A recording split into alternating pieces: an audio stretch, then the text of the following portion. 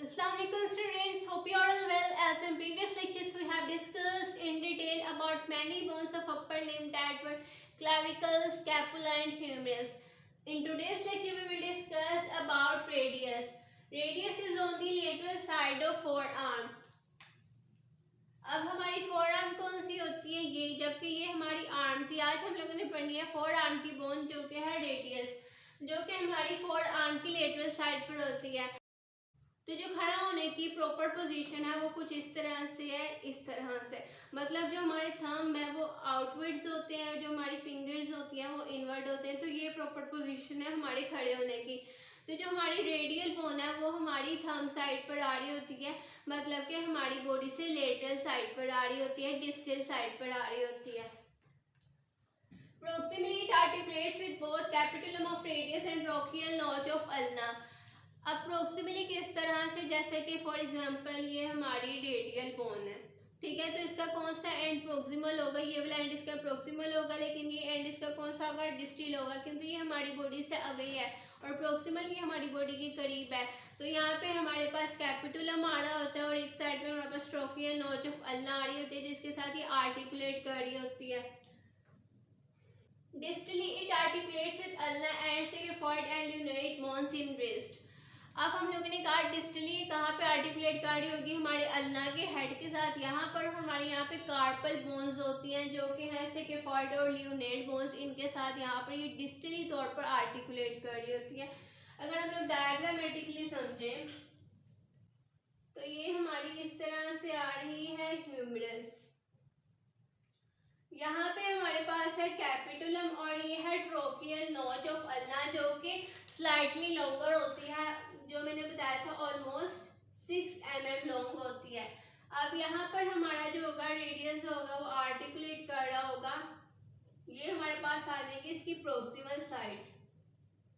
तो प्रोक्सिमली ये हमारे कैपिटुलम के साथ और ट्रोकियल नोच ऑफ अल्ना के साथ आर्टिकुलेट कर रहा है। अब यहाँ पे हमारे पास आ रहा होता है अल्ना बोन का हेड।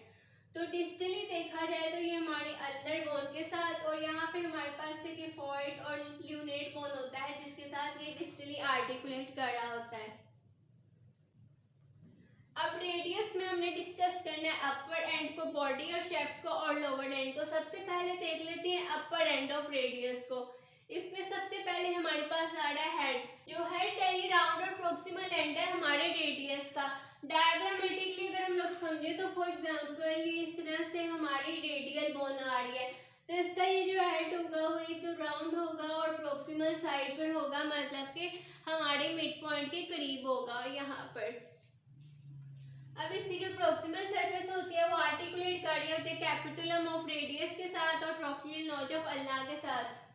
अब यहाँ मैंने बता दिया था कि जैसे कि ये हमारी रेडियल बोन है और ये हमारी ह्यूमरल बोन है, तो यहाँ पे हमारे पास आ रहा था कैपिटुलम और यहाँ पे हमारे पास आ रहा था ट्रोकियल नोच ऑफ अल्ना, जिसके साथ हमारी जो रेडियल बोन है वो आर्टिकुलेट कर रही होती है प्रोक्सिमली। नेक्स्ट हमारे पास आ रहा है अपर एंड में कि जो नेक होता है वो हमारे हेड के डिस्टल होता है।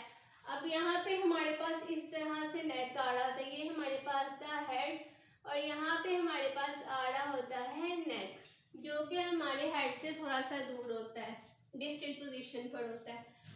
नेक्स्ट आ रही है रेडियल ट्यूबरोसिटी। ये रेस्ड डिफरेंट एरिया होता है on anterior medial surface of radius.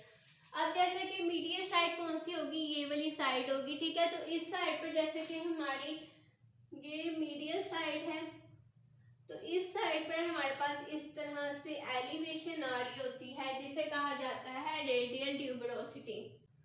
Next हमारे पास आ रहा है body and shaft, elongated mid portion of radius. अब ये जो हमारी रेडियस का पोर्शन होगा इसे कहा जाएगा बॉडी या फिर शेफ्ट।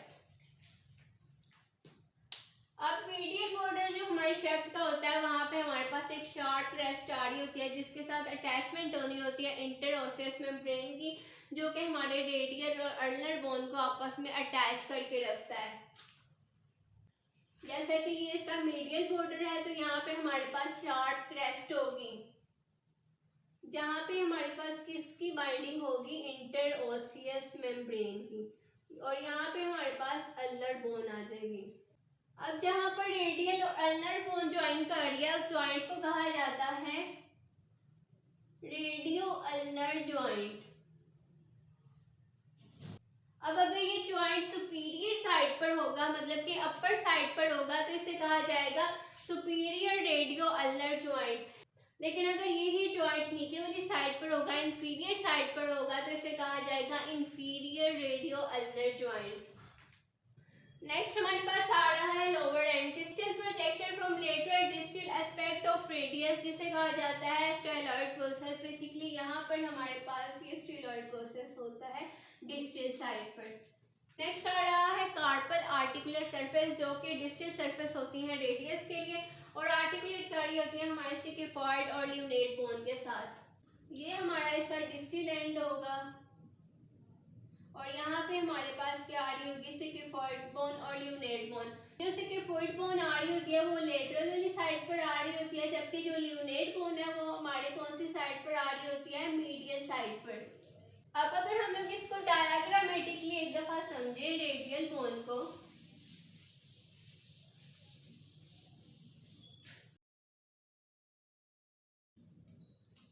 तो सबसे पहले हम लोग देख लेते हैं ये हमारी कौन सी बोन आ रही है, ह्यूमरस की बोन। ठीक है, जहां पे हमारे पास यहाँ पे आ रहा होता है कैपिटुलम और इस जगह पे हमारे पास आ रहा होता है ट्रोक्लियर नोच ऑफ अल्ना।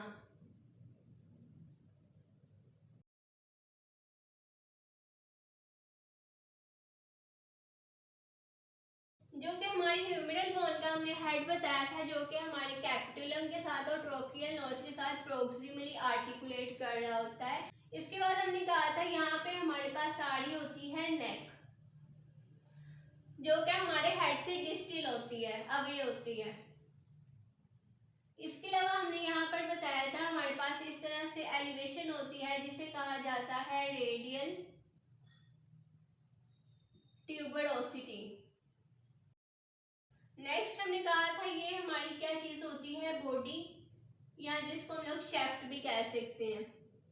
इसके अलावा हमने बताया था यहाँ पे हमारे पास कौन सी बोन आ रही होती है, अल्ना बोन आ रही होती है, जिसका हमने बताया था यहाँ हमारे पास होते हैं इंटरओसियस membrane,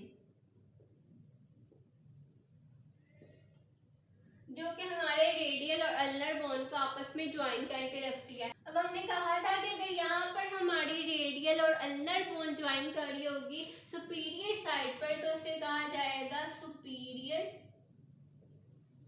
radio ulnar joint.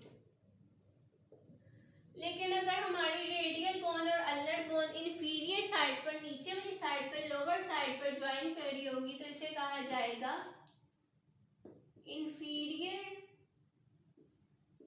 Radio ulnar joint. इसके अलावा हमने बताया था कि जो हमारी ह्यूमरल बोन है यहाँ पर हमारी लोअर साइड पर एक प्रोसेस आ रहा होता है जिसे कहा जाता है स्टाइलॉइड प्रोसेस।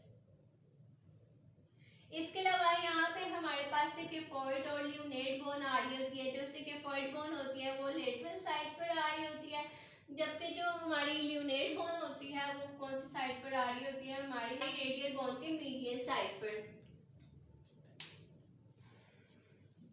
जैसा कि ये हमारी रेडियल बोन है और ये हमारी ह्यूमरल बोन है, तो अब ये इसका हमारी रेडियल बोन का कौन सा एंड होगा, प्रोक्सिमल एंड, क्योंकि ये हमारे कोर पॉइंट के करीब है, मिड पॉइंट के करीब है। लेकिन ये इसका डिस्टल एंड होगा जो कि हमारे कोर पॉइंट से, मिड पॉइंट से अवे है।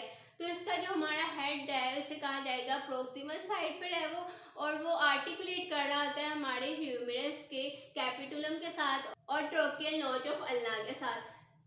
इसके बाद हमारे पास यहाँ पे हमने बताया था नेक आ जाती है और यहाँ पर हमारे पास आ रही होती है रेडियल ट्यूबरोसिटी, जो कि स्लाइड सी एलिवेशन होती है। इसके अलावा हमने बताया था कि यहाँ जो डिस्टल साइड है वहाँ पे हमारे पास स्टाइलॉइड प्रोसेस आ रहा होता है। इसके अलावा हमने बताया था कि यहाँ पे हमारे पास सिकिफॉइड और ल्यूनेट बोन आ रही होती है। जो सिकिफॉइड बोन है वो बेसिकली कौन सी साइड पर होती है, लेटरल साइड पर होती है, जबकि जो ल्यूनेट बोन होती है वो मीडियल साइड पर होती है। Hope you have understood this lecture. In the next lecture, we will discuss about the further bones of our upper limb.